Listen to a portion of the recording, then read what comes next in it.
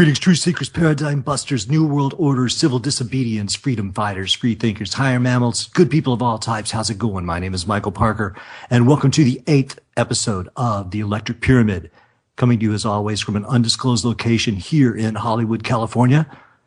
And ladies and gentlemen, this July 17th, I do not even know. Let's put it this way. Sometimes it's hard for me to come on the air, and given the magnitude of things that have gone on in a particular week or day, I feel that my words are going to be too small and trivial to try to even encompass the magnitude of what has just happened. And today, unless you've been completely oblivious, you would have to know that today was potentially a very large day that could end up having ramifications that could play out over the next absolutely weeks, possibly months, even years. It's hard to comprehend. First of all, as you know, Israel has started a ground offensive in Gaza. And then we have a second Malaysian airline disaster. The plane apparently was hit by a ground-to-air missile, although it's unclear who fired it.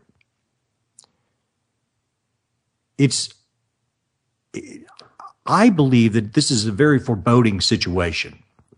At the moment, it's unclear who fired the missile. There's, of course, the dozens of theories coming forth already about how could this happen? How could it be Malaysian Airlines? Why would a passenger airline be flying over a volatile war zone? There was even one possibility that Putin's plane, which looks similar, had flown a similar route shortly beforehand. That's largely seen now to probably not be true. Biden's coming out, saying that, he knows what happened and, we're going to hold Russia accountable. Well, the truth of the matter is right now we don't know who did this, but it does certainly look like the plane was shot down. And it certainly seems that the projectile came from the ground. And I just get a terrible feeling about this. It is a situation where, obviously we feel for the families aboard the plane. And it's just almost incomprehensible that the same airline that had a plane go missing on March 8th has now got another plane shot down in this Russia-Ukraine skirmish that is now surely to inflame into a much larger situation. Meanwhile, we have the situation in Gaza. We've got soldiers backed by tanks invading the Gaza Strip on Thursday, taking a 10-day campaign of heavy air bombardments to destroy Hamas's weapons arsenal. I mean, this is major stuff. And then, you just back up a couple of days before that. It's like the world is just spinning out of control. And let's back up even, a week or so before this. I read a couple of things over the last couple of weeks I've been meaning to bring up. And today it just kind of brought it all to a head. But one of the things that I read is that the Earth's magnetic field is weakening 10 times faster now than it should. Perhaps in preparation of a pole shift, not a pole shift as landmass, but a magnetic pole shift. Then, I guess it was also last week, in Oklahoma, there were something like 7 small earthquakes thought to be related to fracking, oil and gas drilling. Then a couple of days ago, NASA finally comes clean and says, hey, guess what? We're probably going to discover extraterrestrial life in the next 2 decades. I mean, it is just the gamut of game changers all happening simultaneously.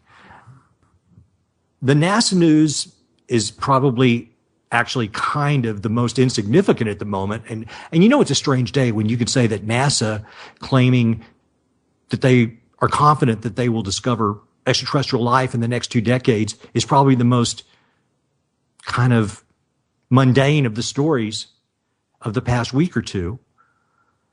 But ladies and gentlemen, we are in a time of serious, serious change. And I'm not trying to be a doomsayer. I'm just saying, hey, man, this is real.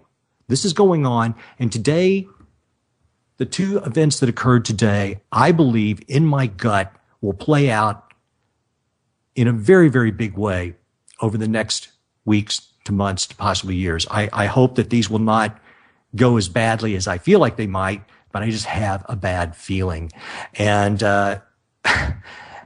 it just so happens that our guest this evening, Stefan Verstappen, and I hope I'm saying his name correctly, he will be with us shortly. We're going to be talking about one of his books, which is The Art of Urban Survival, which is kind of about emergency preparedness in the day and age that we live in, not some post-apocalyptic science fiction film, but in the actual world that we live in and walk in. So I don't want to sound overly dramatic when I put all these things out here, but listen, today feels dramatic. I mean, I feel like I'm Alex Jones or something, bringing you all kinds of... I don't think you're over dramatic. I think you're nailing it right on the head, buddy. Joe, ladies and gentlemen, this is Joe Kiernan, my good friend and producer. Joe, it's a heavy day. I just snuck in here. Sorry. I appreciate it. I wanted to get you in here. I mean, Joe, I'm glad you don't think I'm no, not freaking at all. Out on this.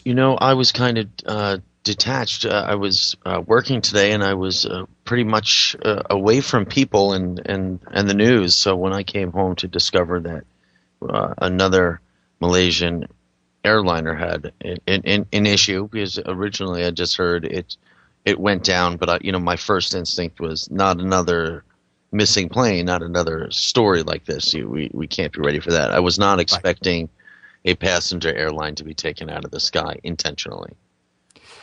Yeah, it's a big deal. And listen, there's going to be a lot of people out there probably say, Parker, oh, come on, man, don't draw any conclusions or whatever. But listen, I'll be honest. I mean, right off the bat, the first thing that I'm thinking of is like,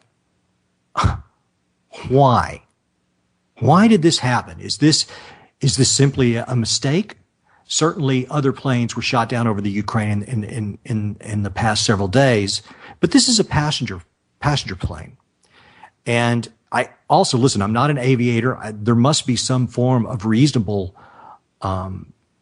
solution for why a commercial airliner would be flying over a war zone, even if it's at 30,000 feet.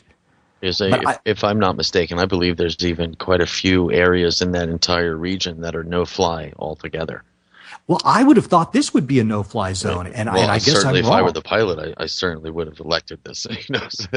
Joe, you're absolutely correct. I'm declaring that a no-fly zone. No doubt. And if I'm on the board of that airline company, I'm saying, listen, man, we've already had an absolutely awful year. We are not flying over active artillery. Right. And so apparently right now they're trying to get at who was responsible for this, if it was an act of terror, if it was an accident, who did it? Was it separatists? Was it terrorists? Was it the Russians? I mean, who did this? And all of that is unclear. And listen, to be fair, generally my rule of thumb is whatever the first story is that comes out, that's almost certainly the wrong one. And generally they will come back and, fill in details. So I'm not saying that I know what happened yet, but from everything that I'm reading, they definitely believe that the plane was hit by a rocket that came from the ground. And the type of artillery that it would require to do this, this is not simple kind of random separatist, rebel technology. This requires, some pretty special artillery. So I don't know what happened, but I do think this it's going to have a large shadow on what falls in the coming weeks. And listen, man, here again, I don't want to be totally over the top, but these are the kind of things that suddenly propel people or countries into world wars. Flaky, crazy, unexpected things that then kind of spiral into larger situations. And I'm curious to hear what our guest will have to say about this tonight, because much of what he talks about and I've been reading his work for the past week, is this idea that a decent part of the population are psychopaths. And psychopaths, he makes the point, are kind of like people who are left-handed. You can't tell a person's left-handed by looking at them. You can only tell after they, catch a ball or what have you. Well, you can't tell a person's a psychopath until you see their actions. And unfortunately, psychopaths are drawn to power, and they tend to play on the big stage oftentimes. The worst of them and the most powerful of them will be politicians, our corporatist overlords. Make a long story short, they're not great folks, and they can be very, very dangerous. And it's these types of things. Well, okay, let me back up a little bit. I got to get on my soapbox for just a few minutes more before we bring our guest on. Go for it. Listen, a lot of people, as long as it's their guy who's in office, everything's cool. No matter what he does, how good or how bad, it's their guy. They will defend him to the end of the day. Now, if it's the other party who's in power, well, they hate that person, and that person's the Antichrist, and that person's doing all kinds of things that are no good. And that type of naivete and that type of blind allegiance without any kind of critical thinking, ladies and gentlemen, we've got to talk about that tonight. And that's part of the thing. That's one of the most fascinating things that my guest brings up in his book, is this idea that people for some reason just can't conceive that these people are out there, and yet they are. So when I see things like what happened today in Gaza, in the Ukraine, my hair rises up on the back of my neck a little bit. This does not feel good. This portends for darker days ahead. But listen, you know what? I'm going to cross my fingers. We're all going to say some prayers, hopefully, and try to make a difference. And hopefully this won't spiral out of control. But before we bring our guest on, let me tell you what else is going on the show in the next couple of weeks. Joe, next week we have Dr. Richard Allen Miller. Joe, are you still there? Oh, yeah. The infamous Dr. Miller. The only, yes, the I notorious. love Dr. Miller. Yeah. Fantastic. He called me yesterday, and you know how it is talking to Dr. Richard Allen Miller. You try to get a word in edgewise. And because I listened to your show that he did with you, and there was a couple of things that he brought up in the show that I want to follow up on. So that's going to be really fun. That's next Thursday. The week after that, we have a good friend of mine, Byron DeLear. He's an author. He's a media producer, environmental entrepreneur, and twice former U.S. House candidate. He and I are going to be talking about some hidden aspects of American history. And the week after that, we've got another artist coming on the show. His name is Todd Purvis, and he is the filmmaker behind a film called Driving Blind. He and his brother both are suffering from a degenerative eye disease, and they've put together this absolutely beautiful documentary about them going on a road trip so that they could see as many things before they lose their sight throughout the U.S. It's a beautiful film. Todd's a great guy. So that'll be coming up on the 7th.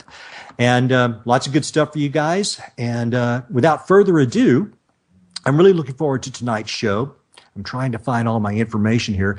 Stefan Verstappen is an interesting man.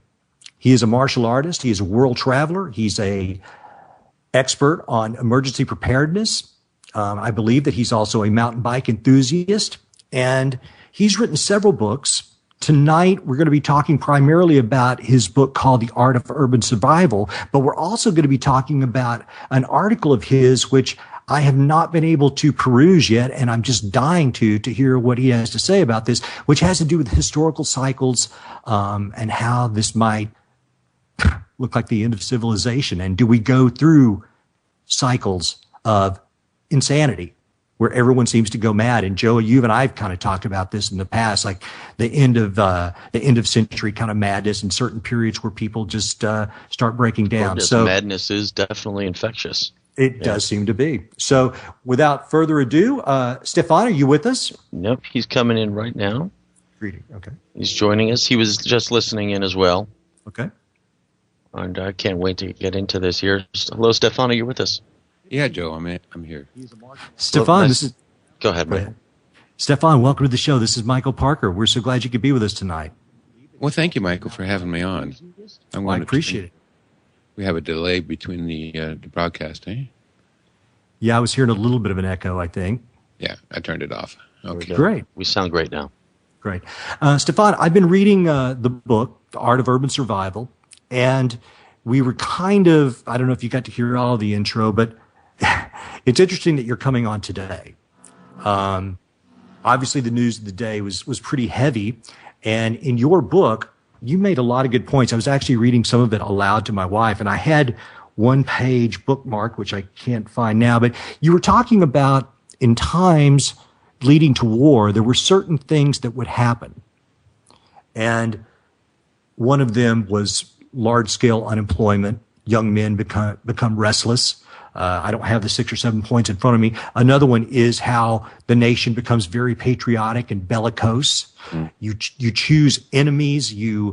These enemies, then you kind of create these stereotypes around them and make them less than human. And I don't know. I can't help but feel that we've been doing that now for going on the better part of 13 to 14 years here in the U.S.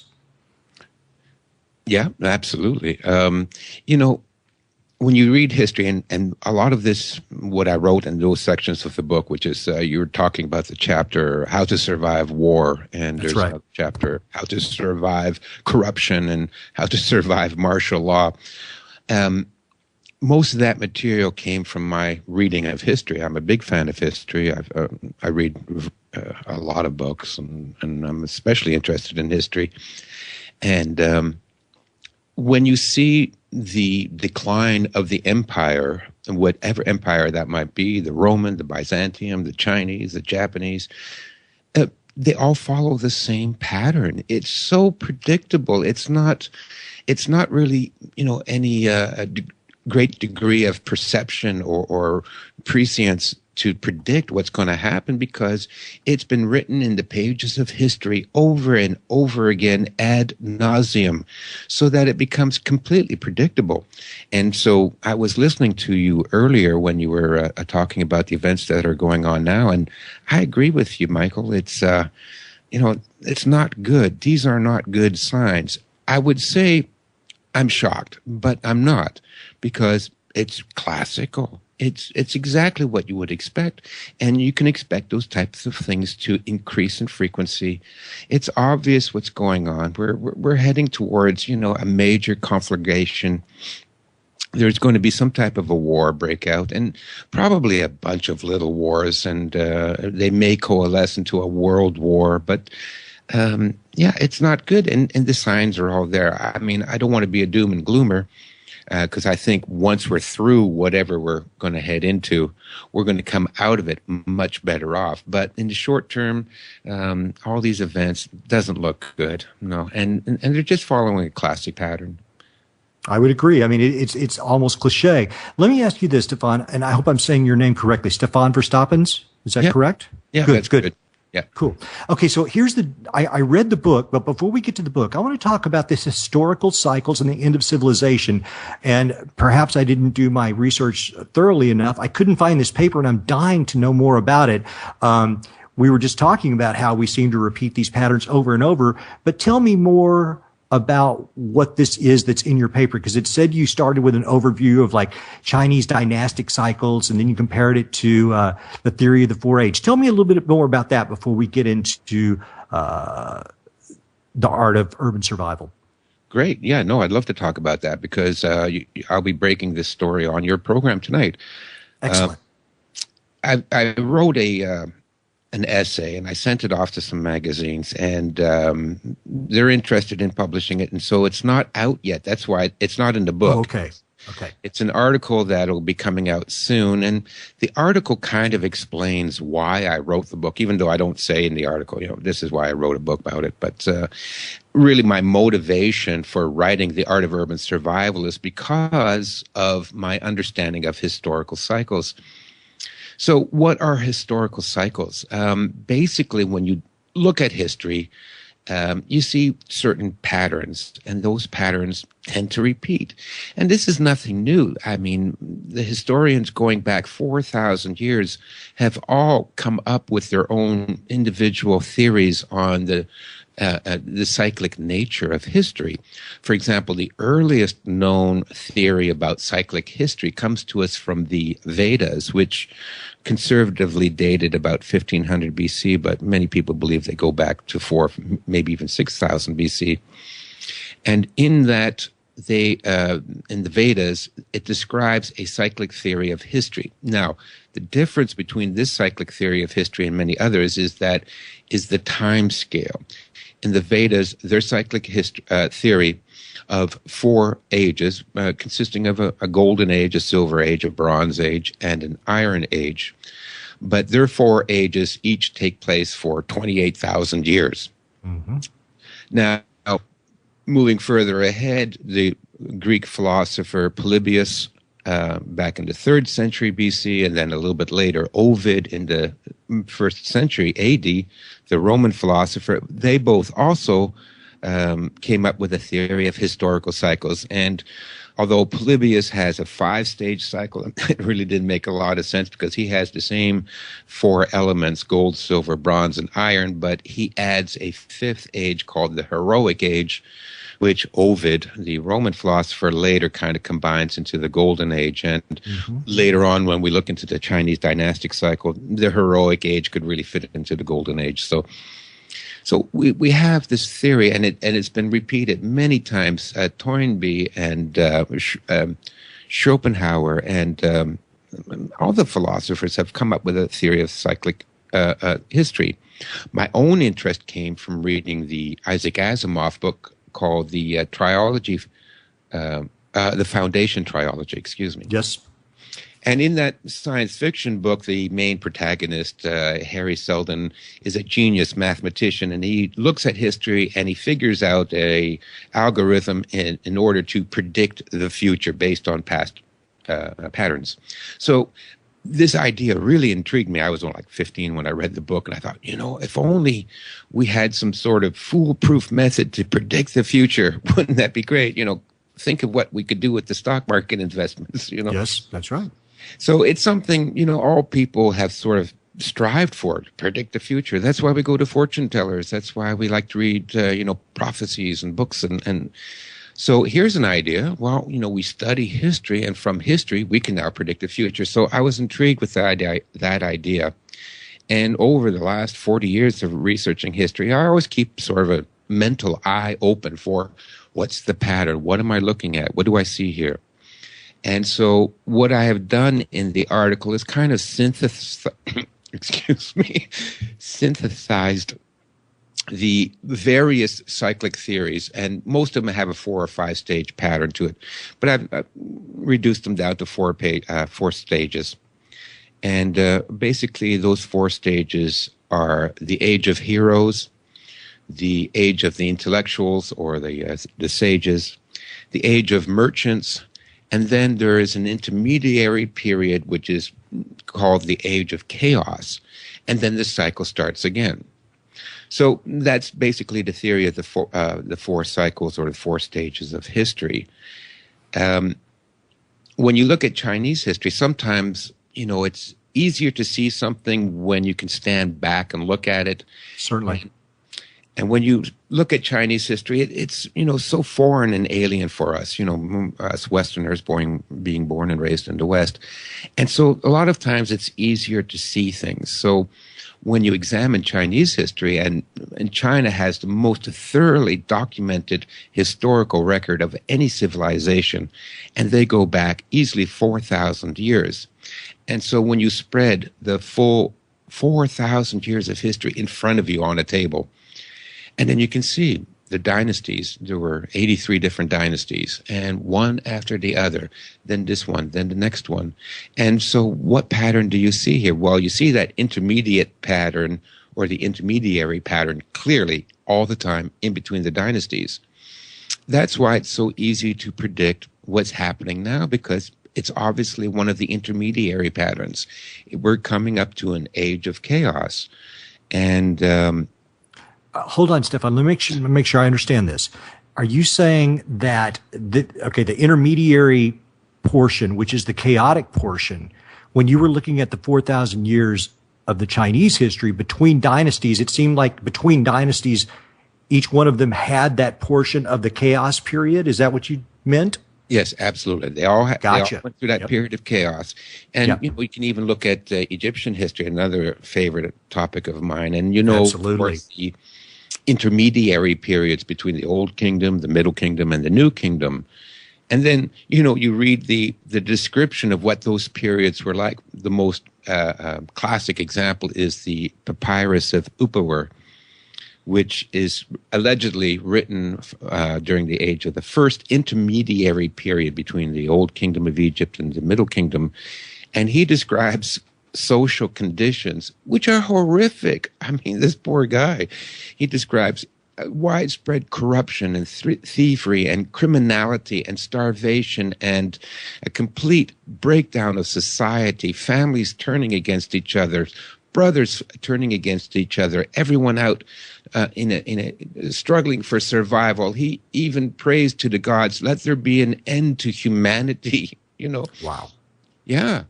And, well, look at what happened in between all of the Chinese dynasties. The same thing. There's the warfare, the corruption, and the greed. And, well, so that pattern is pretty clear. So let's examine the pattern. Would you like me to go over the 4 stages quickly?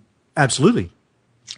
Okay, so typically a Chinese dynasty starts off with a hero. Now, the hero arises out of conditions of turmoil. He's usually, considered a freedom fighter and a revolutionary. And he's like, a Star Wars character. He's fighting the evil empire, Mm-hmm. He's a romantic figure. He's a romantic figure. And the empire is evil. Yeah, they're rotten by this time, Mm-hmm. So what happens is that empire crumbles under the weight of its own greed and corruption. Typically with the Chinese, what would happen is they would all be in on the take. So, there was no money actually left to go and pay for soldiers because everybody was stealing the money, and whatever soldiers they had left in the empire were by that time starving and robbing and looting the population. This is sounding familiar. Yeah.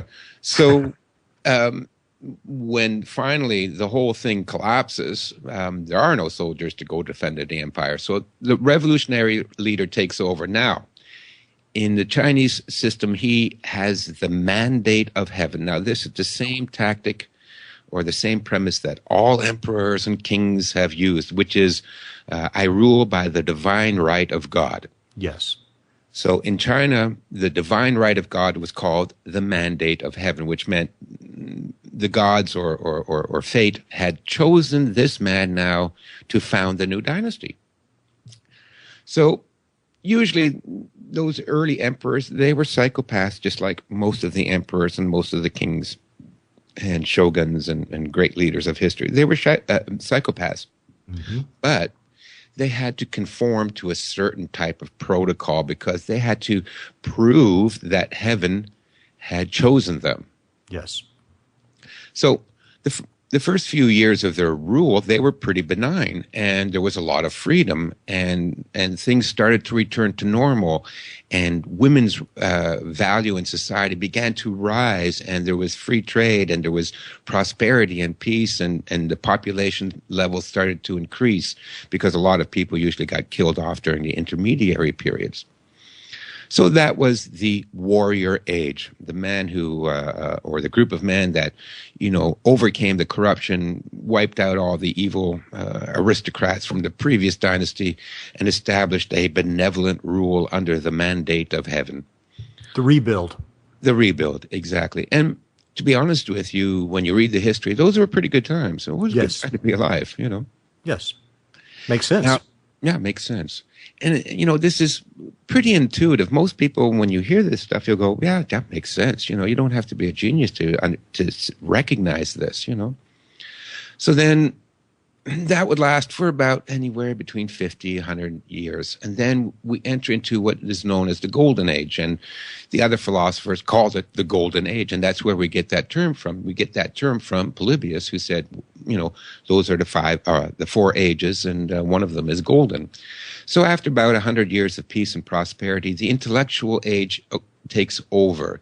And this is the age of arts and science and a respect for intellect and scholarship. And this is the time when they're founding universities and libraries and creating grandiose palaces and public art displays and the flowering of civilization. So this would be, the golden age of Rome, in the first and second centuries. This would be the Renaissance type era where, music and intellectual pursuits suddenly became more important than conquering and killing people. So that would be the second age, or the golden age, or the age of the scholar. Then we transverse, or we evolve into the age of the merchant. Now, it starts off pretty good because we have the intellectuals sort of running things. We have a military, but they're not really that important at that point. And now, because of the peace and prosperity, we have like a free market. And the merchant age starts off with a free market. And because of that, when you have a truly free market, not the sham hoax that we are currently living under, under the assumed name of a free market. We don't have a free market. But when you truly have a free market, people can become entrepreneurs and create businesses, and people make money. And there is, at that point, some upward mobility. It's poor people can work hard, and if they're smart and industrious, they can, accumulate a small fortune for themselves and live a comfortable life. So that's the age of the merchant. However, towards the end of the age of the merchant, this is where a kind of rot sets in. Yes. And what we have at that point is people start to get greedy because now there's money flowing. And when there's money, then there's people that like money. And once again, the psychopaths that weren't lucky enough to be born into the aristocracy, but were, say, born peasants, but they're psychopaths. And now they have an opportunity to achieve great wealth. Well, that's what they're going to do. And as they start to accumulate more and more wealth, they spread the poison of their corruption throughout the society. So towards the end of the merchant age, you have now widespread corruption. Usually what happens is the aristocracy becomes really corrupt. They're no longer industrious. They don't really care too much about ruling the country benevolently. They've been in power now generations. They don't care about whether the people see them as benevolent rulers or not. That's when like Machiavelli came out and said, it's better that they fear you than to love you. So, yeah, they start to become corrupt and licentious, and they build lavish palaces for themselves. Now, suddenly they find out the treasury has been depleted. So what's the solution? Well, the solution is to increase taxes. And so they begin taxing the population. Now the free market starts to die because everything is being taxed and regulated, and there has to be kickbacks and, payoffs. They have a phrase in China called the xiangyou, which means fragrant grease, which means it's a slang word for kickbacks and payoff money, Because now everybody has to get into the kickbacks and the payoffs, ministers, the bureaucrats, the educators, because everything starts to become greedy and things become scarce. So towards the end of this acquisitor stage, what happens is the empire starts to collapse. Money that the government collects in taxes that should go to provide services that the government traditionally provided, which was infrastructure and civil defense and disaster relief, things like that. Of course, that money is now stolen, goes into the pockets of the corrupt politicians. So what happens is the roads start to fall apart and the levees break and the fields flood and farmland is destroyed, and therefore you have a lack of food and then famine. And because the roads are destroyed, there's no way of getting the few farmers' crops that did come through that year to the cities. So now the cities are starving, and then people start to riot, and then the government sends out the army to teach them a lesson for rioting, and then there's clashes and protests and riots, and then everything falls down apart again until we find, once again, a heroic leader to rise up from, the general population, wipe out the old empire, and establish, once again, a brand new dynasty, and we're back to the beginning. Which is all well and good. Unfortunately, that chaos part at the end, when everything falls apart, is just where we're at now, apparently, and I don't know how long it will go. And it seems like, as you've said, we should be able to avoid this. You would think that we would be able to look at the times that this has happened throughout the history of mankind and be able to avoid it. But something in our nature does not allow that. Yeah, it's not good news. No. I mean, listen, I'm with you. I don't want to be a doomsayer, but it blows my mind. And this is one of my pet peeves that I mentioned at the beginning of the show, and I see it all the time. All one has to do is spend 10 minutes on Facebook and see all these people that you've grown up with and all your friends and all the people that you work with and take them as a random selection of people's thoughts. And listen, most of these people probably are in a somewhat similar demographic as you. And yet their opinions could be all over the place, but generally they're not. They're all pretty run of the mill. And one of the things that I see, and it just makes me crazy. And listen, I've in my life, I've voted Republican, I've voted Democrat, I've voted Independent, I've voted Green Party, and I will continue to do so. Because the minute that you think that any one of these groups is going to save you and that the other group is entirely evil and it's just so simplistic, it just upsets me greatly. And then that plays into the larger chaos that we're talking about. It is a chaos of naivete that allows us to become weak and vulnerable. And it's just, I don't know, it's maddening to me. Yeah. That was the point of the article, and the subtitle was it, "Are we doomed to repeat the past?" And judging from history, I can't lie. Nobody learned from the past. If we go back to the Chinese cycle, for example, the historians and the philosophers throughout China, they really knew this whole historical pattern. They didn't fail to learn from the past. They knew the past intimately. And they did everything in their power to try and convince people to stop going down this path, because look what happened to the last dynasty. It collapsed into chaos for 100 years, and millions of people lost their lives because of it. Let's stop this now. And it never worked. They were never successful in stopping it. So, even though they knew the pattern clearly and they warned the emperors, but by this time the emperors don't care. They're busy, they've got their 345 wives and their, and their drugs and their lavish lifestyles. And who would want to upset that apple cart? Exactly. They don't care, No. Sure. It's always those, they always have an excuse. Oh, the old sages, they're just a bunch of old paranoid busybodies, Right. They're conspiracy theorists. Who's going to listen to them? Even though, oh my God, look at it. It's already happened 47 times in the past. Still, you guys don't get it? No, still they don't get it. So, but you know what it is, Michael? I'm a big fan of not being able to escape the laws of nature. I think everything has a natural cause for it. And it may well be that our societies have to go through this stage. So I'm beginning to agree with you. And the more that you talk about this, that's the assumption that I'm coming to as well. It may be unfortunate, but that may be the only way that we ever learn. Or maybe we don't learn. We just have to continue on. Although, and I didn't mean to completely cut you off, but the problem is, as we go farther technologically, each time we fall into the rot, into the chaos, we have more tools to further destroy ourselves to the point of wiping ourselves out.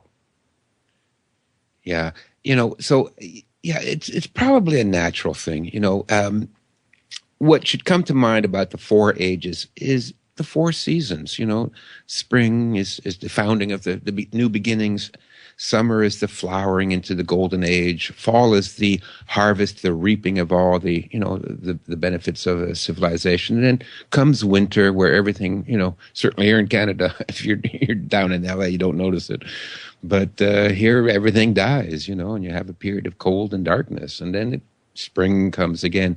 So it may be that it is a natural cycle. And I'm a big fan of a book called Order Out of Chaos by Ilya Prigogine, who was a physicist, and he came up with a theory called the dissipative structure. In a nutshell, what he does is prove mathematically that a society is a living organism. So if we assume that our civilization is itself a living organism, and we are all, the individual cells of this organism, then like everything on this planet, it is born, it matures, it goes through a period where, like a young man, you're full of your power and your strength, and then you start to age and then you die. So it may be that this is unavoidable anyways, whether we learn from it or not. But, however, the good news is, as individuals, if we learn about it, we can take steps now that we will be better, or will be able to survive those periods of chaos. So if you learn from history, can you stop from repeating the same mistakes? Well, yes and no. Probably we can't stop this as a society as a whole. And for exactly the kind of reasons that you gave, we're so divided and so distracted, and which of course is a psychopath technique. Get us all fighting each other over left and right, and blue and red, and male and female, and black and white, and lesbian and gay and straight, and oh my God, wow, we're all just at each other's throats over these petty differences because we're all human beings. None of these things really matter that much compared to, living a happy, healthy life on this planet while we're here. So we're divided. So as a society, probably we can't avoid this. Now, as individuals that see the signs and can, has an understanding of history and knows where this is going. I mean, just look around you. I mean, it doesn't take a genius to see what the government is doing. Obviously, they're preparing for, a revolution or massive civil unrest. There's no doubt about it. Why else would they have all these cops, trained like military? You can't tell the difference anymore between a police officer and a military person. They got the same gear and equipment, and now they have tanks, and they're ordering millions of rounds of ammunition. Oh, please. For what reason? Of course, the reason is obvious. They know what's coming. No doubt they've got, scientists working on some predictive model to show, how long it's going to take before we all get pissed off enough to start marching in the streets so they can mow us down, Yes. They've got that figured out. Now, as individuals, people that listen to your show, you, Joe, me, we're aware of what's going on. You know the pattern. You can see what's coming, so we can take steps now. And there's a lot of things we can do, and that's where the book, The Art of Urban Survival, comes in, because, disaster preparedness, learning how criminals work, because crime is a big part of all this intermediate period. You see crime increasing all the time. Gangs are going to start ruling neighborhoods. Well, they do so now, Yes. So by preparing as individuals and communities, working together, trying to get your own tribe together, find like-minded people, and making some simple preparations, your chances of surviving increase huge. Remember, most of the people that die during these intermediary periods never saw it coming, never made any preparations, don't have any of the skills, never developed any of the skills to survive it. And so, disease was also a big problem because in the past, when the intermediary periods, because of the hunger and the starvation and the lack of clean water and things like that, disease was probably accounted for 80% of the deaths.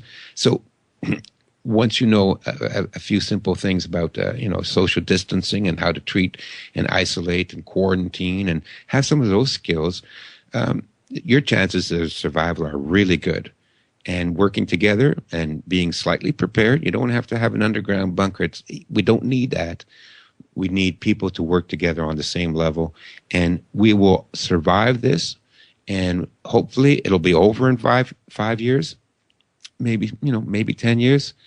But at the other end, there will be a new age of freedom and prosperity and peace.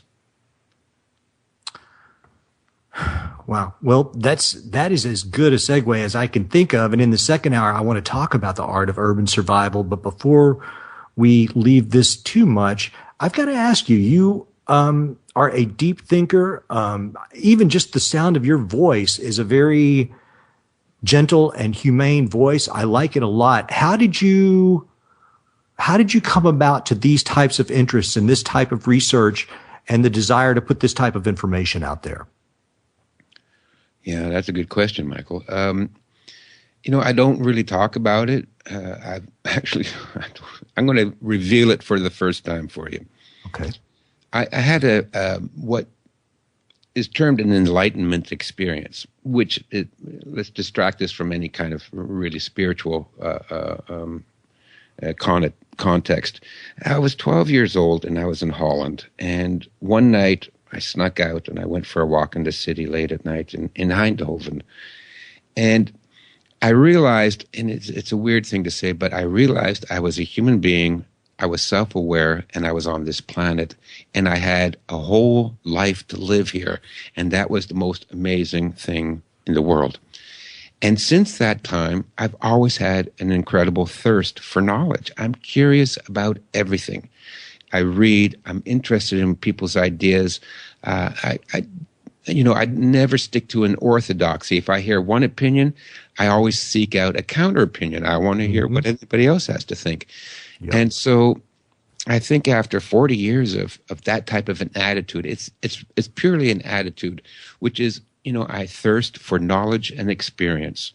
And I've done as much as I can in my life to experience the world, to travel the world, to master skills, to read books, to ponder philosophy.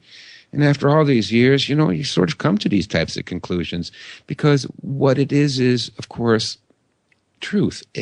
Truth by itself will be discovered by everybody that seeks it. It is the same at that level, So if you're interested in truth, and it's hard to find, and it's like, C.S. Lewis's Pilgrim's Progress, there's a lot of pitfalls along the way that you can get trapped in. Like you could get trapped in thinking you're a Green Party voter and therefore you hate Republicans, or you can get trapped into thinking, you're whatever sort of political ideology or philosophical ideology.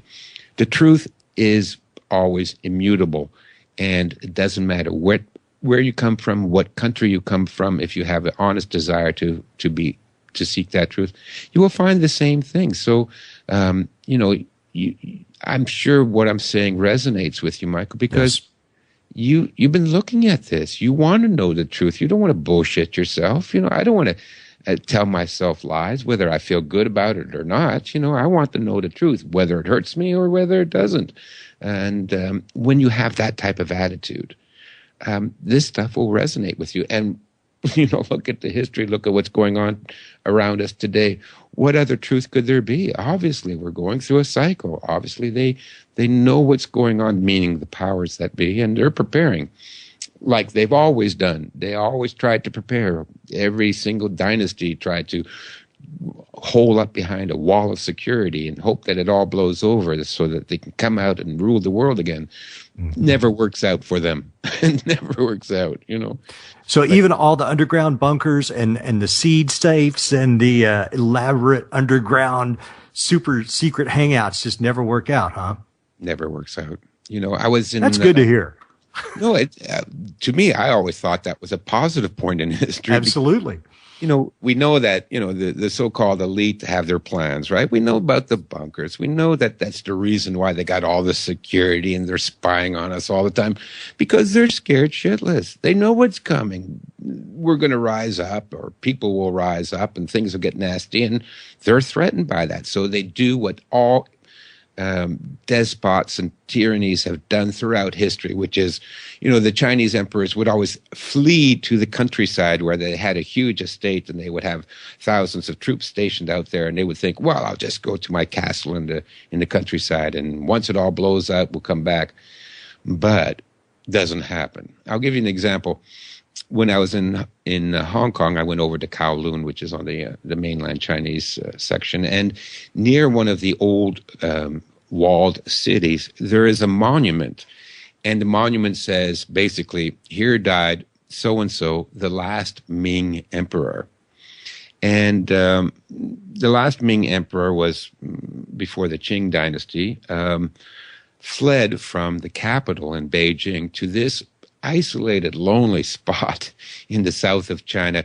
It would be as if, Barack Obama fled to some small fishing village on the coast of Alaska, and there they caught up with him and finally killed him. Mm-hmm. These people never escaped. So they can make all the plans they want. I mean, I personally am not advocating violence of any kind, but trust me, these people never survived this period either. It's people like you and me that work together. We keep keep your head down, and make some plans, and the elite will go, and all the armored personnel carriers and all the military, they all disappear during these periods of times. And a lot of stupid people will go too. I'm sorry to say that, but that's what happens. They don't make plans. They don't know how to handle it. And a lot of those people will go too. And what's left are people that have prepared and still, and that's why the next age is so good, because we've gotten rid of all those crazy people. In some way, that's evolution. Yeah, it works out that way. And spiritual evolution, maybe a little bit. I think it's more spiritual, to be honest with you, Yes. because this is the battle. I've thought about this, and my first book is called The 36 Strategies of Ancient China, which is a compendium of military tactics and very ruthless kind of tactics from ancient China, similar to The Art of War by Sun Tzu. And looking at the situation from a strategic point of view, we're not going to win this with any kind of a battle or fighting the cops in the streets or rioting. It's not going to be won. This doesn't work that way. And from the study of history, yeah, they've risen up and they've, created revolutions, but those revolutions really that wasn't the primary cause of change. The primary cause of change is a mental, a spiritual, and attitudinal change in the population. That's what makes the difference between the period of chaos and a new heroic age. It's not because they had some guy was more bloody than somebody else. It was because the people as a whole started to change their attitude, and that was able to take us out of the darkness. Ladies and gentlemen, we're speaking with Stefan Verstappen. His website is urbansurvivalstrategies.com. He has another website called chinastrategies.com. He is the author of The Art of Urban Survival. For the first hour, we've been talking about a paper of his that I can't wait to read in its entirety, The Historical Cycles and the End of Civilization. In the second half of the show, I know we're coming up on our commercial breaks here any moment now. In the second half of the show, we're going to be talking about the art of urban survival more fully, and some of the down and dirty, just practical tips that one can have.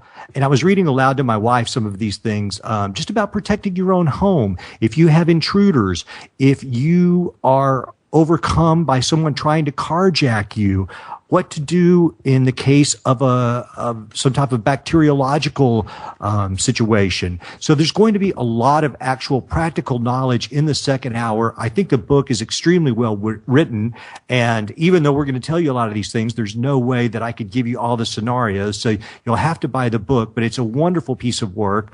Stefan, I've really enjoyed this first hour so much. Joe, do you have anything before we go out to the break? No, we're going out right now. Yeah, I hear something happening. Don't go anywhere, everyone. Don't go away. We'll be back shortly.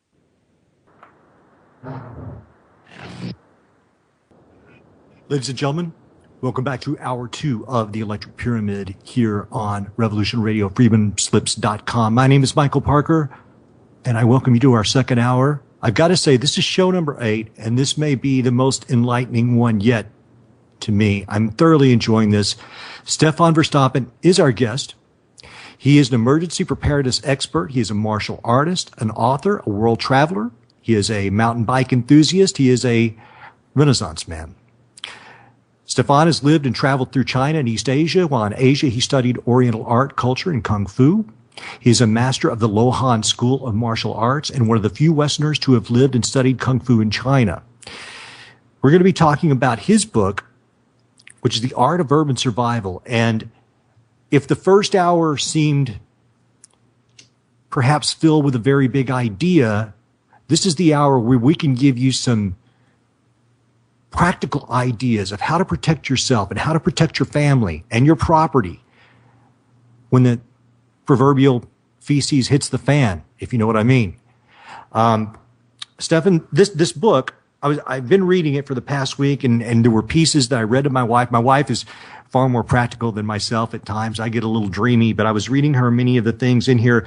And I've got to say, of all the stuff that I've read in preparation for the show, this book may be the single most helpful, because you have outlined, gosh, I don't even know how many, maybe perhaps a couple hundred scenarios here, and provided an outline for how to deal with this.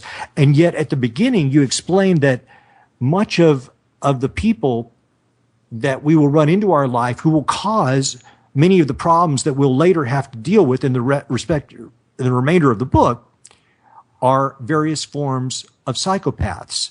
And I don't know if we'll have to get too much further into the idea of that, but let's just talk about it for a second. You give some common types of psychopaths. I think people, when they hear the word psychopath, they think of something like Charles Manson or, another serial killer or serial rapist of some sort. But it's funny, when I was looking at your videos on YouTube, I heard the word psychopath, and then a person that I consider to be a psychopath was the person that was in the video, and that was Dick Cheney. Oh, yeah. Let's speak about that. Well, I'm a big fan for origins. I always want to try and get back. What's the essence of things? What's, I was intrigued with the unified field theory of Einstein. Is there some underlying principle that explains things? And so I'm always trying to distill it down to its essence. So, and reading history and seeing, over and over again, the slaughter and the bloodshed and the cruelty and the hatred and, oh my God. And yet when I deal with people one-on-one, I don't see that. I see human beings like myself, and people want to raise their families. They want to be happy. They want to, where does this evil come from? Why can we not learn from it? Why does it occur all the time? And so trying to get to the essence of all this, or at least the majority of it, some of it, yeah, we can explain, behaviorally. But it turns out that what I think it is again, like I said, we can't escape nature. So just like a civilization is a living entity that must go through the stages of birth and death, so on an individual level, we have predators. When you look at nature, nature is cruel. I love to be outdoors. I'm a big fan. I'm a wilderness survival fan, and I just came back from my bike ride before the show. I always go out every day for a bike ride along the beach, and but Mother Nature is a cruel bitch,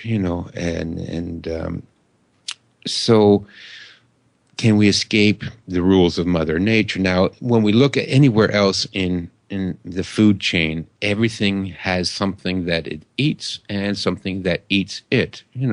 It's the Ordors, the snake that eats its tail. It's a circle. So what eats humans? Well, we don't have anything that eats us anymore, really. We're not being eaten by tigers anymore.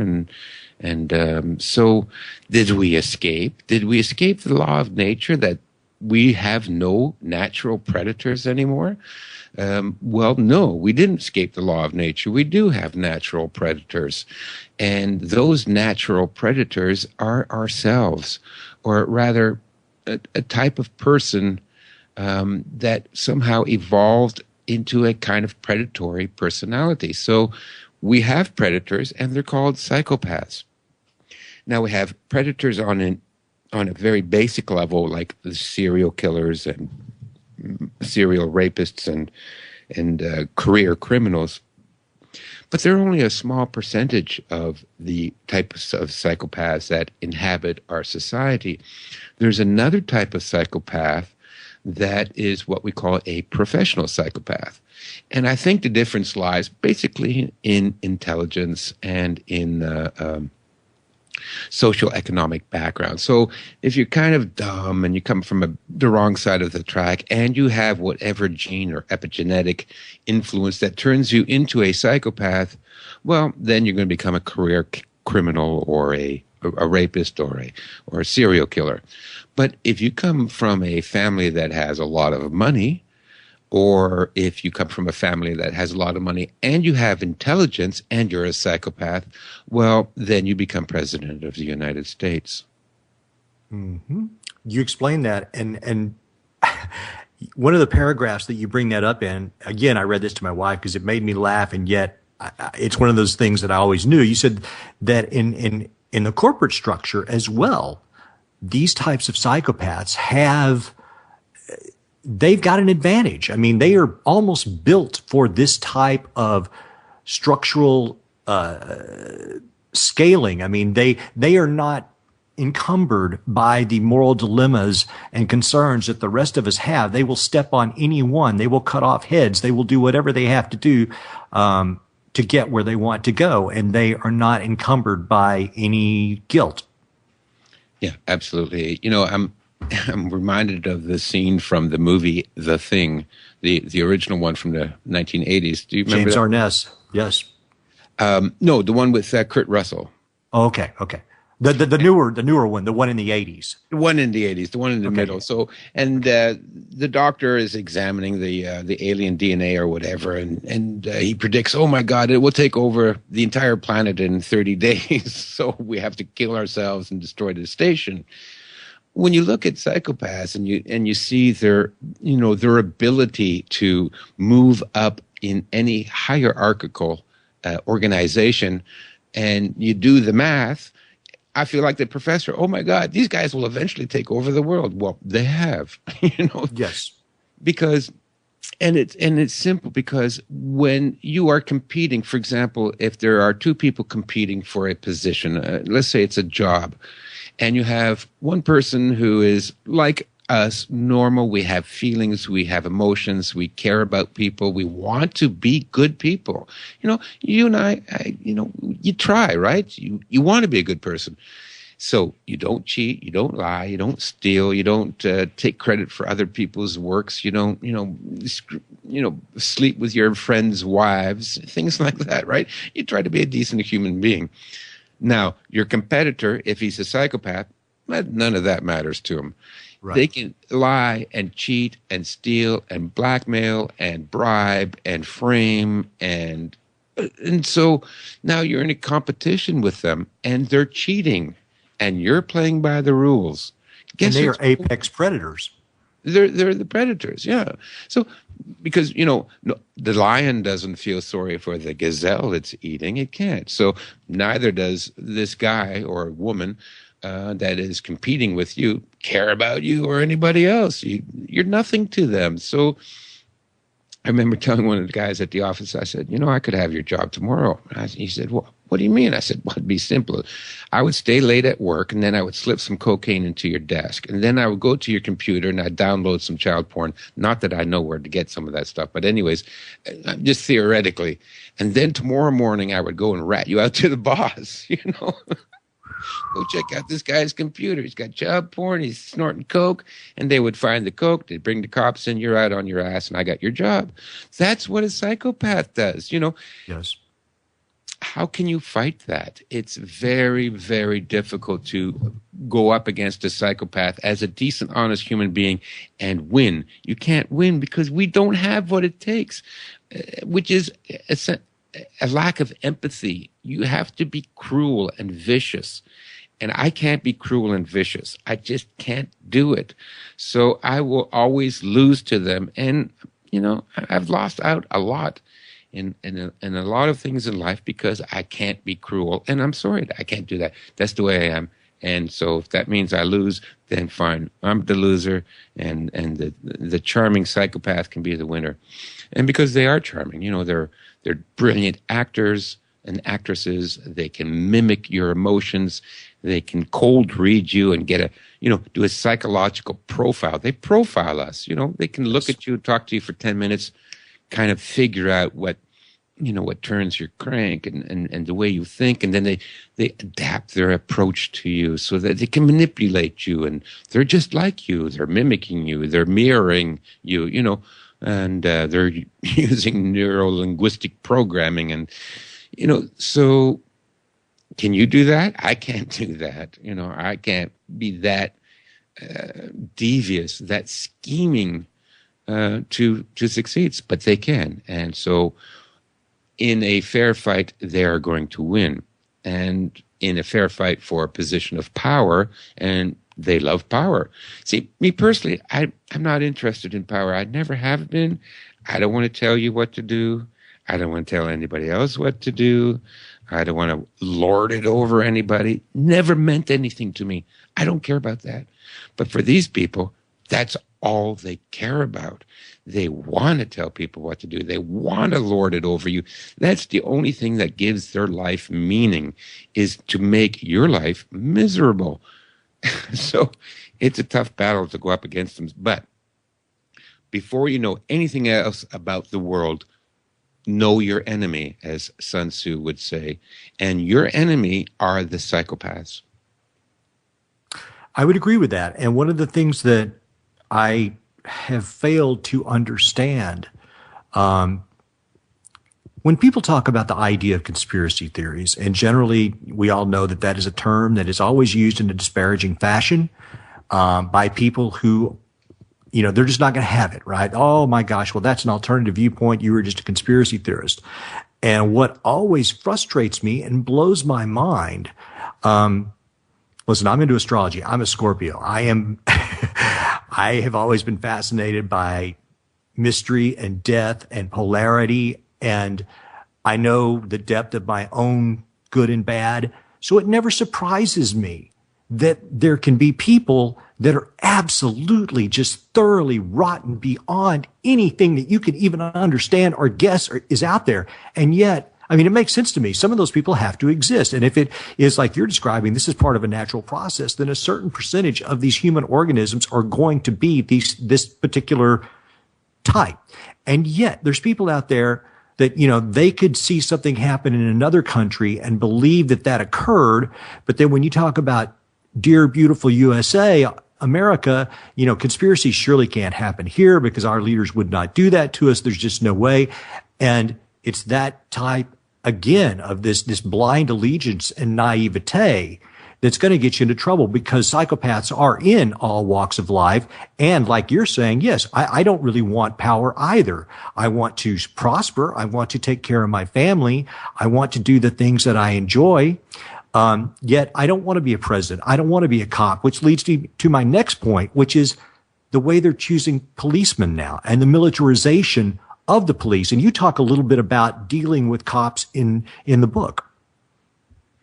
Yeah. Well, in the book on dealing with the police, understand that in history and in almost every other culture in the world, cops are bad guys. They weren't the good guys. The whole idea that we think that police are supposed to serve and protect, that's a pretty recent phenomenon. In history and in different cultures, like, for example, China has had a long history of not trusting the police. You read those or you watch those movies about Chinatown and how they never go and cooperate with the police when they're, trying to investigate the triads and things like that. Well, the reason they don't do that is because for 4,000 years, the police in China have always been corrupt. They've always worked with the gangsters. They've always been on the take. So you can never trust the police. Now, I still think that we have some good police, but absolutely. How can you tell the difference? How would you know? Because psychopaths like power, and what kind of a power is better than being a cop? You are above the law. You can pull over anybody anytime you want, and handcuff them and interrogate them, or enter their house, and you can pull out a gun and you can shoot them, and what happens to you? Nothing, obviously. Look at all the cases of the police brutality and shooting people and shooting dogs and shooting at children. And are you kidding me? It seems like it's escalating. It seems like it's escalating because, of course, more and more psychopaths are being attracted to that profession. And I think that's being done intentionally, don't you think? I agree. It is. They're farming them. Absolutely. They're encouraging that. The psychopaths in charge have poisoned our entire culture with what I call psychopathic family values, So our culture is poisoned like that. So now let's say you're driving in the car. Let's say you're a person of a minority and you're pulled over by the car. Now, let's hope that the cop is one of the good ones. One of the old-fashioned guys that he's doing his job. He's just trying to feed his family, and he's trying to do the right thing for society. Okay, that'd be great. Then I have nothing to worry about. Or is he one of the probably 10 to 20% of the cops that are full-blown psychopaths? Mm-hmm. And you've read the stories. They rape, they murder, they'll steal money from dead bodies in the middle of the street. So about 10 to 20% are going to be full-blown psychopaths. Now, all you see in the back through the mirror is a pair of headlights. How can you tell if that guy's a psychopath or if he's a good cop? Well, you're going to have to do the same thing that the police does. They assume you're a criminal. You better assume that they're a psychopath. And when you're dealing with men with loaded weapons, you always have to be very careful. Agreed. So that's why in the book I say, you have to keep your hands on the steering wheel and you have to talk to them calmly. This is not, Sun Tzu always says, don't fight a battle you can't win. And there is no battle you can win with the cops. So if they pull you over, you better well be goddamn polite and careful of your body language and don't make any quick movements and don't put your hand in the glove compartment until you've told the cop that you're going for your ID, so he doesn't think you're going for a gun and shoot you through the window. You're dealing with people with guns. You have to be careful. It's a survival situation. I want to believe that he's a good cop. I want to believe he's going to go home and hug his kids at the end of his shift. I can't assume that. I have to assume that he's a dangerous person and act accordingly. Let me take it to the next level. You have a portion of the book that talks about dealing with martial law, and it seems like we are inevitably moving towards that at some point, certainly with these increased amounts of ammunition that's being bought. Because I don't want to give away your whole book. I want people to buy it, but I want to have a couple of things that we do. What do we do? I live in Los Angeles. I'm in North Hollywood. Now, when North Hollywood and Greater Los Angeles comes under martial law, what am I going to do? And listen, I was here when the riots happened. It was unlike anything that I have ever seen in my entire life. Here's some full disclosure. I was attacked the first night and almost killed. And I spent most of the next 48 hours in and out of consciousness. But I do remember the town being on fire. There was no infrastructure that could even come to the home that I was at. The only people that showed up were the firemen. So I want to kind of, for the audience, I want you to impart some of your information. Let's say North Hollywood and Los Angeles, Greater Los Angeles is now under martial law. What should I do with my family? Well, the best thing is to stay put and to stay under the radar. And Yes.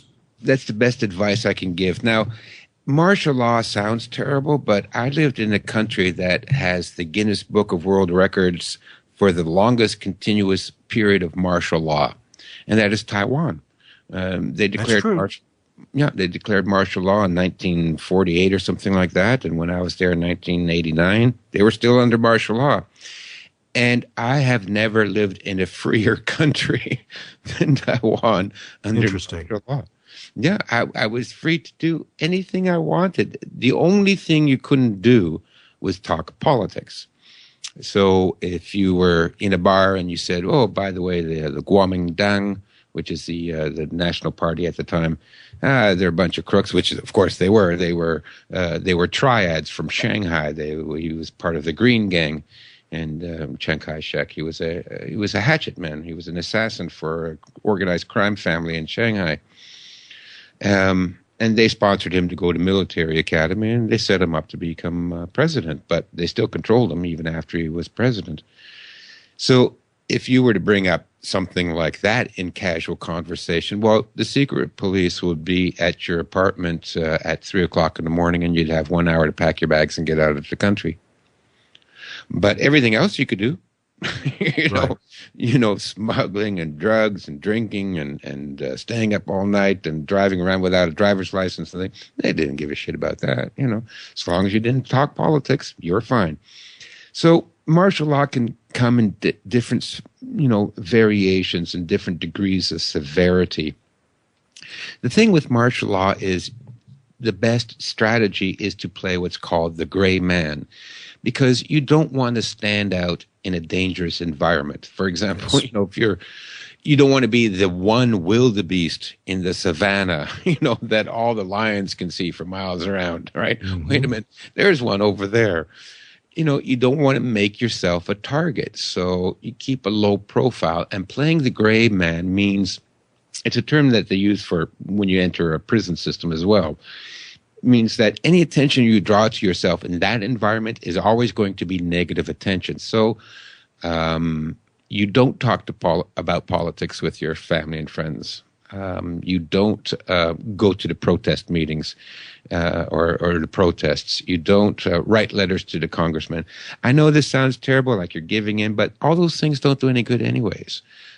You can go and protest, you can go and riot, you can write letters to your congressman. All it does is put you on a list. It's not going to help anything, because all those tactics are basically begging psychopaths, please relinquish some of your power. And of course, that's never going to happen.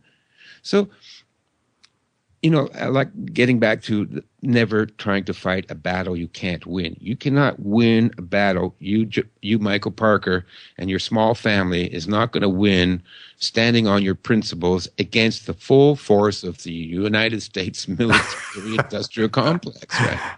So, come on. It's noble. Michael might say, listen, I'm not going to show you my goddamn ID papers in order to buy a loaf of bread. I'm making a principled stand right here and now. Well, you and your family are going to be gone. Agreed. That's it. So, I encourage people not to be heroes, because you're not going to win this fight. If I thought there was a chance, listen, we all go out there and we'll all, we'll stand up to them and we'll win this. No, we won't, because it's never happened before. What they do is they bring out the machine guns and they mow you down. That's what they do. So for me, the purpose of this book is to get Michael Parker and your family to survive the 5 to 10 years that are coming with your family intact. And then after that, use your principles to build a better society. But at this point, there's nothing you can do. So keep your nose down, keep your nose clean, stay out of the limelight. Don't make any pointless stands on principle when you're facing, 100 guys with guns. They don't care about your principles. They don't care about your noble stands. So that means, showing your papers to get the loaf of bread. Hopefully, as I mentioned in the previous chapter on what to do when society becomes corrupt, you have to become part of a black market, an underground economy. Mm-hmm. I'm part of it right now. I buy contraband cigarettes. I'm hate to say it, but right. The ones that aren't taxed by the government, because the taxes here are through the roof. So I go to a dealer, under the table from the Indian reservation. I'm already part of it. So, the reason I asked this is because you explained it just the way I wanted to, and I mean I knew that you were going to. And in the book, for example, you give excellent lists of what should be in a bug out kit, and you have explanations of a lot of different things. But in this particular case, when we're talking about dealing with authority on a face-to-face basis, you've got to be on the sly as them. Mm-hmm. You have to profile them just like they're profiling you.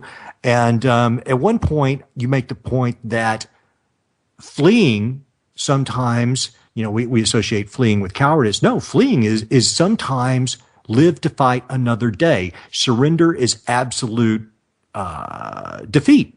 Yes. And so we've got to be like foxes. We have to be as smart and as, I don't want to say devious, but we have to be as agile and adaptive as they are. No, you're right. You have to be devious. What you mentioned is actually strategy number 36 in the book, and which is one of the reasons I wrote the book on the 36 strategies. Is you got to understand how devious people think, how psychopaths think, yes. and the kind of tactics and strategies they use, because the best thing, your greatest survival tool is your mind and your perception. If you can see what's going on, you will survive. If you're not aware of what's going on, you will be blindsided. And when you're blindsided, you don't have time to react, and you're usually down for the count. It's mm-hmm. called a sucker punch. Some guy walks up to you in a bar that you've never seen before. He punches you in the jaw. Physiology being what it is, you will go down. You didn't see it coming. And it's the same with a lot of the things that will happen in the next couple of years. If you're not aware of how devious your government can be and the tricks that they will pull on you, it's like being sucker punched. You get hit, you won't know what's going on, and then you go down for the count. You can't fight anymore.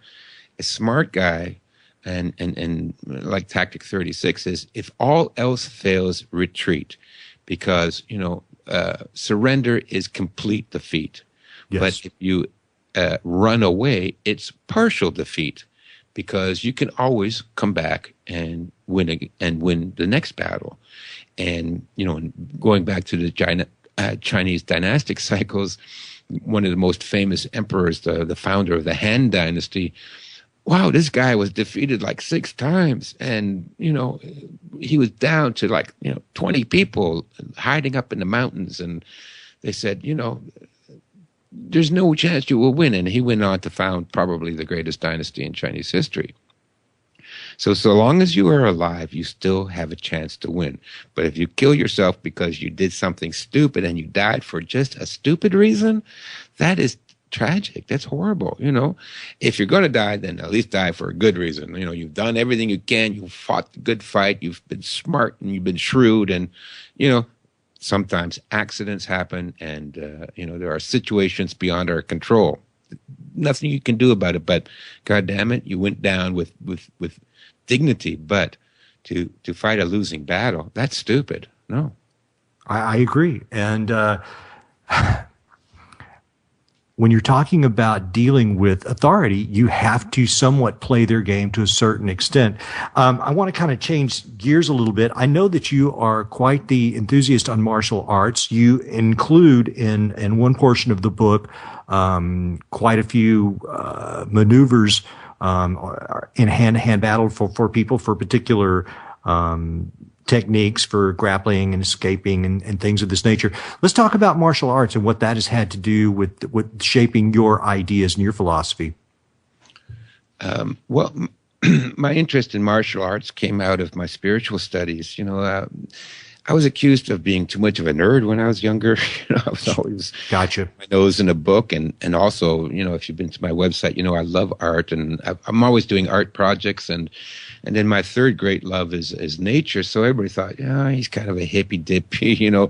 nerdy guy. He's either reading a book or he's out and canoeing in the park and things like that. So, and like I said too, I always want truth, even if it hurts me. And one of the truths I realized about myself was that I was a little bit soft. Mm-hmm. I was.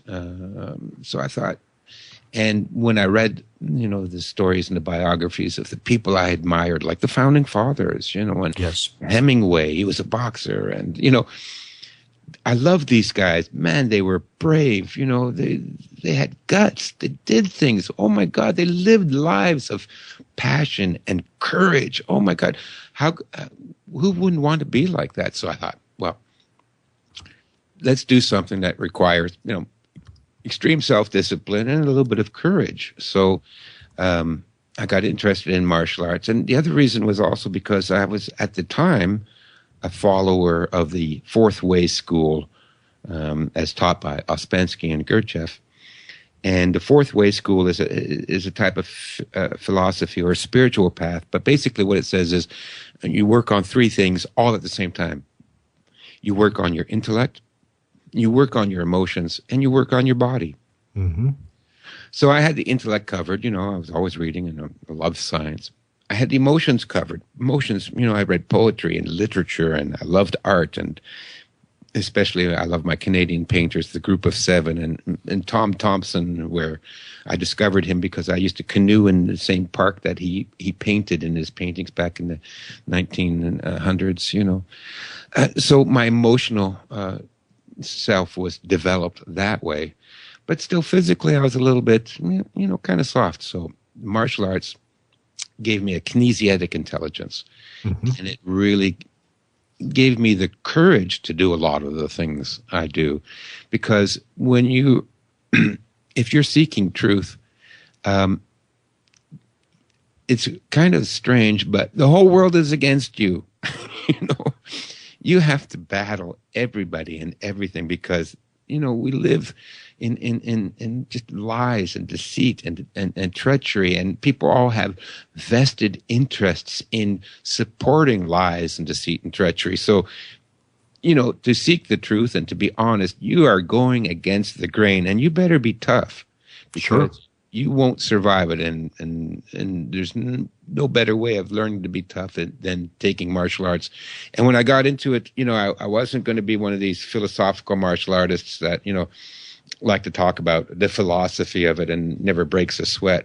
No, I did everything. Full contact sparring, takedowns, ground fighting, full contact weapon sparring. And then, we went from school to school challenging people to fights and things like that because I didn't want to be, lie to myself. I wanted to know, does this stuff work? Can I face people in combat? Things like that, And it gives you the courage to live an honest life. You have to be tough to face all, the obstacles that you have in your life. And martial arts is a great way of making you tough. And it also will give you the confidence, because confidence is key in all these battles. For example, you've seen probably some of those YouTube videos where, a chipmunk will face down a pit bull, Mm-hmm. What is the difference between that? Why was this chipmunk able to defeat a pit bull? Well, it's like Miyamoto Musashi wrote in his book, The Book of Five Rings. Miyamoto was a famous Japanese swordsman, undefeated in 60 battles, and oh my God, this guy had balls. You're facing somebody with a 4-foot straight razor and he's going to slice you to pieces. And he did that 60 times, maintained his composure through all this stuff, But what he said is, in a battle where all things are equal, whoever has the greatest spirit will win. So when you have a chipmunk facing down a pit bull, it's because that chipmunk had that spirit. It's not because the chipmunk was bigger or stronger or could defeat the pit bull with, with kung fu tactics. No, it was his spirit. And that's why I encourage people to study a little bit of martial arts if you have any kind of inclination. And even if you don't, because trust me, before I started taking martial arts, I was the last person you would guess would become a martial artist. Peace and love kind of. I used to go out in the woods and talk to trees for a lot. Sure. But well, yeah, go ahead. Let me ask you this: when we're talking about self-defense, at some point we have to address weapons as well, and you address weapons, and certainly right now that is a hot button topic in the U.S. I grew up in Texas. We had a closet full of guns, Sure. and I grew up amongst hunters. I hunted. I'm not a huge gun fan. I don't hang out with a bunch of guns or whatever, but I am pro right to defend myself. I would just wonder, given your subjects of expertise, what do you say to people when the gun subject comes up? How do you address that? Yeah, well, it's a very tricky subject, especially here in Canada, where, as you may know, that we have some of the toughest gun laws. That's right. However, we're still allowed to own them. I'm like you, I've been around guns, and I've learned to shoot guns and a variety of guns because it's something you should learn to do. Certainly. It's a tool in your toolbox of survival skills. Does that mean that I'm going to get my AK-47 and barricade myself and shoot everybody? No, it's got nothing to do with that. It's got to do with survival. And in a battle for your life, a weapon is always the advantage. So if I'm going to give you instruction on how to survive combat, well, get a weapon.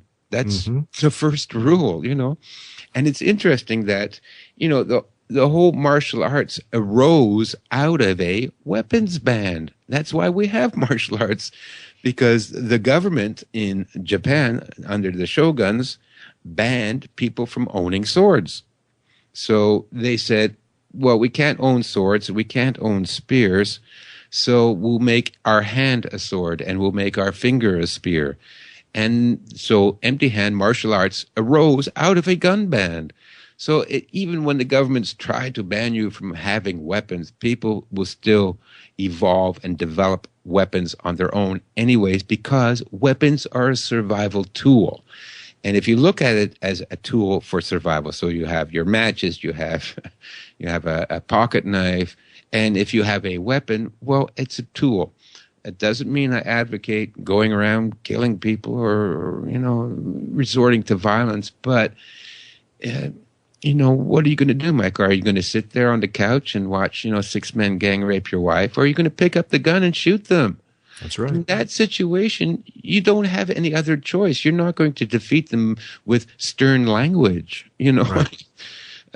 So in that situation, my God, you will be thankful if you had a weapon nearby. And if you didn't have a decent weapon like a handgun or a shotgun, then if you could quickly improvise something that would increase your power so that at least you could take out the first couple of bastards, that's what you should do, because it's a survival situation. So weapons are a tool. I tend to be neutral on them. I don't love guns, but on the other hand, I think everybody should have one. Definitely. Yeah. I agree with you. Listen, the only reason I bring that up is because everything you've said is so well thought out and so reasonable. I just wanted to hear how you felt about that, because here again, it's just one of those things that people get so emotional about on both sides of the subject. And listen, I've been around guns, and I have no particular romantic fascination with them, but you know what? They can come in handy if a particular situation happens. And recently, 2 blocks, or actually it was about 4 blocks away from here, a guy got on top of a house with an AK-47.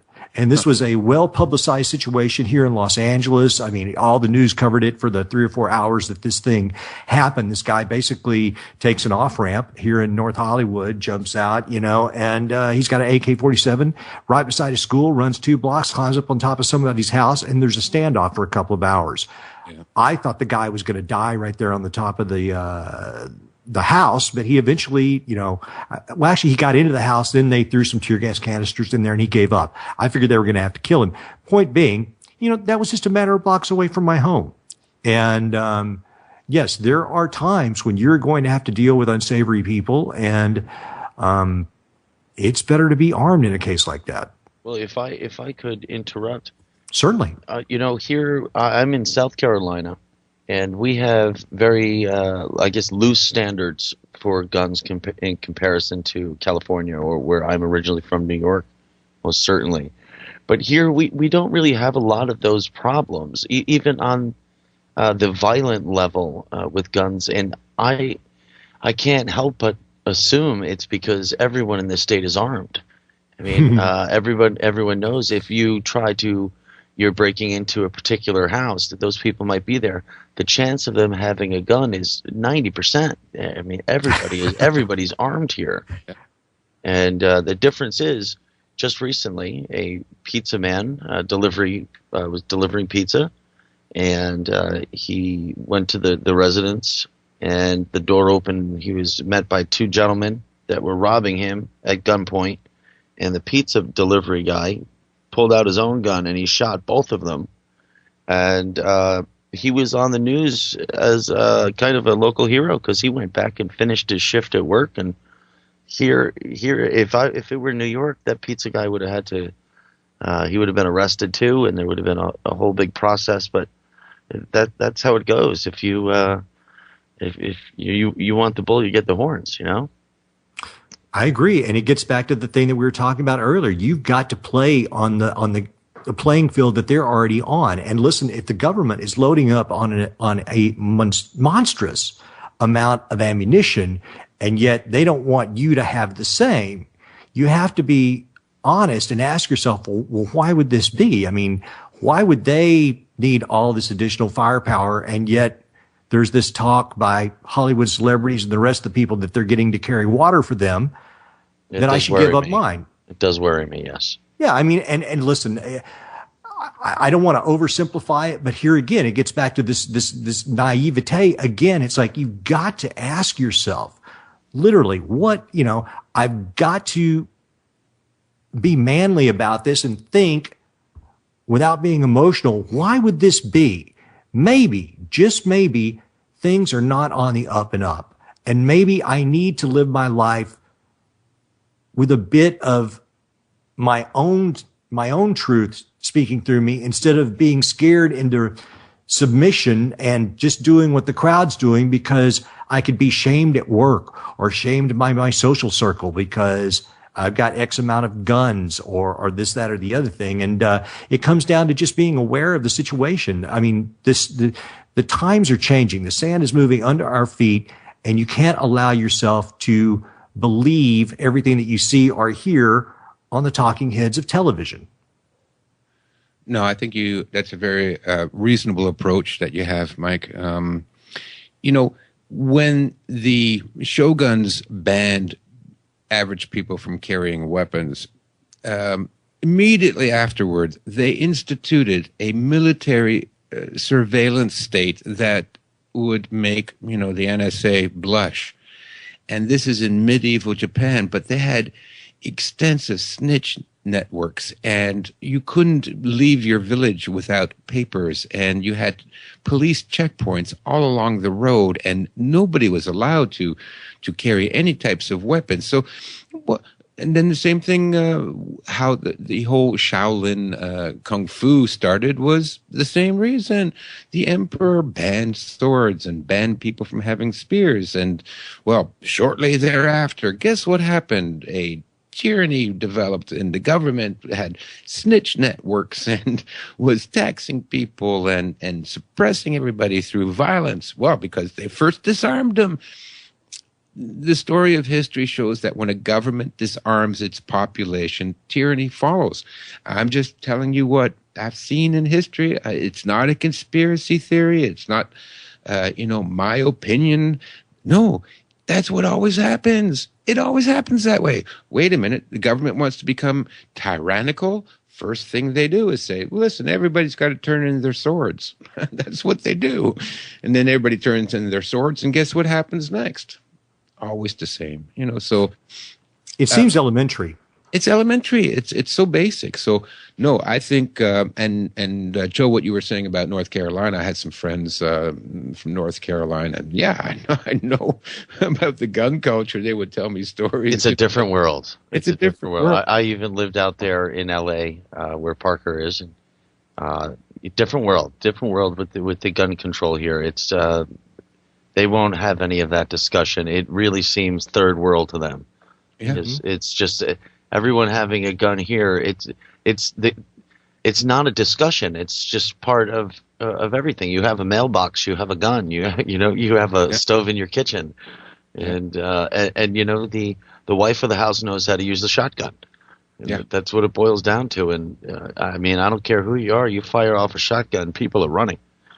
You don't even really need to aim it in the right direction. You fire that off, and no one's going to stick around. No, exactly. Everybody's really polite if everybody's armed. Yeah, Agree. That's the secret. Stefan, let me ask you. Let me take us back to the beginning of the show now. So you were saying that you are kind of sending the article around. When do you think that we'll be able to read Historical Cycles and the End of Civilization? Well, to be honest with you, Trends Journal, Gerald Celente said. Of course, love Gerald. And I wrote it for Gerald. Really? Yeah, Okay. I've been corresponding with Gerald. He sent me a copy of his book, and I sent him a copy of my book, and because he had actually written me when he saw the video Defense Against a Psychopath, and I love Gerald, and he's a big fan of close combat fighting and the kind of no bullshit martial arts. Yes. Just take this guy down quick and fast, and don't fool around with any fancy nonsense. Yeah. So he's like my my spiritual brother like that. So I wrote this and hoping that they would publish it first, and their editor wrote back and they said they were interested. But I haven't formalized the deal yet with them, so I can't say for certain that they're still going to take it. I'm 90% sure they'll publish it, probably in their fall issue. But after that, I will certainly make it available everywhere. But I would send you a copy. But I just can't release it right now because it's first right of refusal for. Oh, I absolutely understand that. No, I was just I'm anxious, not just for me. I want everybody to be able to read it, and I'm a big fan of Gerald's. And yet, if they don't put it out, I know someone will put it out. So I'm looking forward to when it does make it out there, because tonight speaking with you has been just a real pleasure, and you have I don't know how to put this. You have kind of a gentle ease that makes talking about something as potentially devastating as the end of civilizations and the cyclical nature of that actually not so bad. Well, because I face a problem, and we all face a problem, and that is the tendency for self-fulfilling prophecy. The thing that is going to defeat us in these periods of chaos and whatever powers that be is if we ourselves give over to despair and hopelessness.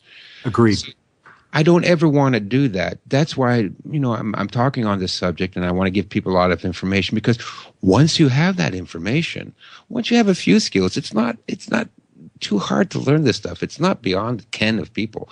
Everybody can pick this stuff up. Just a little bit of street smarts, a little bit of understanding of strategy, knowing, that these psychopaths, they really do just enjoy hurting you. I know I can't conceive of it. You can't conceive of it, but those are the facts. But once you have some of that, you are in a much better position. And we'll get through this, and I don't want people to give up, that this is going to be apocalyptic. It's not going to be apocalyptic. All societies go through this, and then they come out again. And then there's another golden age, and then people are happy again. Trouble is, you just got to live and survive, and you do that by being smart and keeping your head down and working together with friends and family and just being smart about things. And then don't get distracted with all the, the reasons to hate one another. No, there's people to hate, and it's not the blacks or the gays or, it's got nothing to do with that. We all, bleed the same, as the lyric goes. Our common enemy are, the malevolent, people that eventually take control of our society and enjoy inflicting suffering on us. That's our enemy. So if we can unite in our goodness, we will defeat these people and we'll survive. Amen, brother. Ladies and gentlemen, we've been talking to Stefan Verstappen. His website is urbansurvivalstrategies.com. Once again, that's urbansurvivalstrategies.com. He has another website, which is chinastrategies.com. His book is The Art of Urban Survival, and I highly recommend this. Tonight we were talking about some of the larger issues, but just to give you an idea of what kind of practical scenarios are in here, he talks about home safety, home defense, defense against a carjacking, what you need to have in your car emergency kit, your bug out kit for your home, defense against a drunk, defense against a robber or street gang, how to deal with these people. And so there's it's not just all big ideas. There is some very practical, down-to-earth information that I think every family should take a look at. And I'm very glad that I have a copy. And you know what, Stefan, I've just really enjoyed our conversation tonight. Yeah, me too. You guys, I got a sense from you through your emails that of the type of people you are. And, psychopaths recognize each other. They get it. They know who they are in a crowd. They can tell each other. And you know what? With us guys, we can tell with each other too. I really think that we also have a sense that we can tell when people are trying to be decent and honest and have good intentions. And I could tell that from you guys right off the top. I do agree. Thank you. Likewise. Thank you, Stefan. We are going to let you go. Stefan, we want you to come back in the future when the paper comes out so we can discuss it even further. And anytime you have some new material or something you want to express, the door is open for you to come on here. It's been a great, fun show, and we thank you for being a part tonight. Well, thank you so much for having me on, guys. And I look forward to talking to you again in the future. Thank you, All Stefan. Right. Thank you, Stefan. Bye-bye, then. Good night. Ladies and gentlemen, we're going to be getting out of here pretty quick. Just want to remind you that next week we have Dr. Richard Miller. We're going to be talking about, a whole lot of things. Everything. You're probably going to talk about everything. Well, that's the deal. That's the only hard thing is pinning him down. But one of the things that I mentioned to him are just some things that you guys brought up, and I wanted to talk further about. We're going to talk about consciousness. What connotes consciousness? Maybe we need to expand our definition of consciousness. And so I think that's going to be a really, really fun show. Well, you were even just talking about it a little bit here tonight. Is it a consciousness? Is it an awareness? There you go. And it very well may have some truth there. And you have the right man on to speak on the matter. Well, we're going to talk about that. I'm going to ask him about chemtrails. I'm going to ask him about Morgellons. I'm going to ask him about the idea of sprites, which is going to take us back to episode 1 when we had Scott Deshane on here talking about, invertebrates and things like that. So that's going to be a really fun show. So I hope that you guys will tune in and check that out. And the week after that, Byron DeLear talking about hidden American history. The week after that, Todd Purvis and Driving Blind. And Joe, I think we're about to put a bow on this and wrap this guy up. Do you have anything else, brother? I do. I would like to remind everyone that we are listener supported. If you could find your way to freedomslips.com. And first of all, I do recommend everyone going to the chat room at freedomslips.com. You could interact with the hosts and the guests. We can post questions to the host, could put it into the show. And there's a lot of interesting people in there that you could talk to. And don't forget, there's Studio A and Studio B running concurrently. And donations help. You don't have to be well off. As I always like to say, if you enjoy a show, you're listening on there, throw $1 in the hat. Just donate $1. It really goes a long way. You'd be really shocked. But how's everything going out there besides? I didn't get a chance to talk to you, buddy. How's the weather conditions? Have you had any whisper of rain? Believe it or not, there was a little bit of rain this week. I don't know what the actual amount of it was. We didn't end up getting any, but there was a few sprinkles. But seriously, brother, I mean, this is.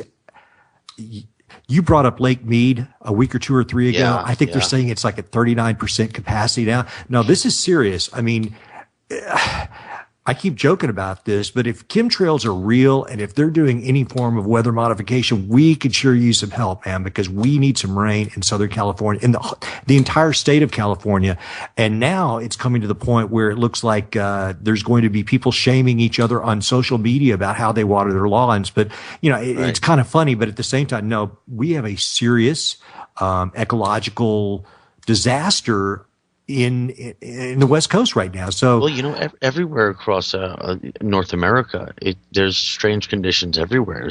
This polar blast is coming through the Midwest, and I know that the Northeast has tons of rain and forest fires as well, depending where you may be. My parents in Central to West Texas. This past winter was one of the most severe winters they've had in a long, long time. And, at some point we might have to do some kind of a climate change show and discuss the pros and cons of the various ideas about this. Listen, I don't think anybody disputes the fact that there is climate change. It's just what kind of climate change is this and what is really causing it? Because it is certainly happening. There's no question about that. But, I agree. All of a sudden we've got these cold temperatures in the Northeast this week. That was kind of freaky out of the blue. Yeah, it's like 20 degrees difference, but it's just this whole polar vortex, how it's just completely appeared this year, and it's in our vocabulary. And it's more than just a terminology. It's this whole weather pattern that basically, in the middle of July in North America, you should not have a jet stream coming from the North Pole. Just something's out of balance. Agreed. And I think it's just the beginning, unfortunately.